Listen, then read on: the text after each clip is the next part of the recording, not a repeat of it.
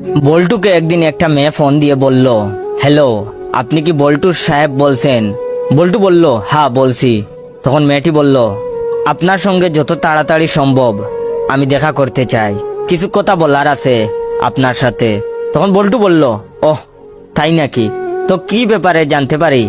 তখন মেয়েটি বলল, কারণ আমার ছেলে মেয়েদের মধ্যে একজনের পিতা হলেন আপনি। তখন বল্টু বলল, ও মাই গড, তুমি মর্জিনা বলছো নাকি? তখন মেয়েটি বলল, না মর্জিনা কে? তখন বল্টু বলল, তাহলে কি রহিমা? মেয়ে বলল, না না। তখন বল্টু বলল, তাহলে সকিনা? তখন মেয়েটা বলল, উফ না। তখন বল্টু বলল, তাহলে নিশ্চয়ই তুমি সাদিয়া? মেয়েটি বলল, দেখ না। তখন বল্টু বলল, তাহলে নিশ্চয়ই তুমি সাইদা? মেয়েটা বলল, তা কেন হব? তখন বল্টু বলল, তবে তুমি আলতা বানু? মেয়েটি বলল, প্রশ্নই উঠে না। তখন বল্টু বলল, তাহলে কে আপনি? দূর, কিছুই মনে পড়তেছে না। আপনি হয়তো ভুল নম্বরে ফোন করেছেন। এই কয়েকজন ছাড়া কেউ আমার বাচ্চার মা হতে পারে না, কারণ আমার চরিত্র অতটা খারাপ না, বুঝছেন? তখন মেয়েটি বলল, আপনাকে গুরুত্বপূর্ণ কথা বলার জন্য ফোন করলাম, আর এগুলার মাঝে একটাও আমি না।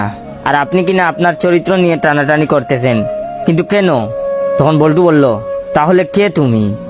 তখন মেয়েটি বলল, আমি আপনার ছেলের ক্লাস টিচার, আপনাকে স্কুলে আসতে বলছি।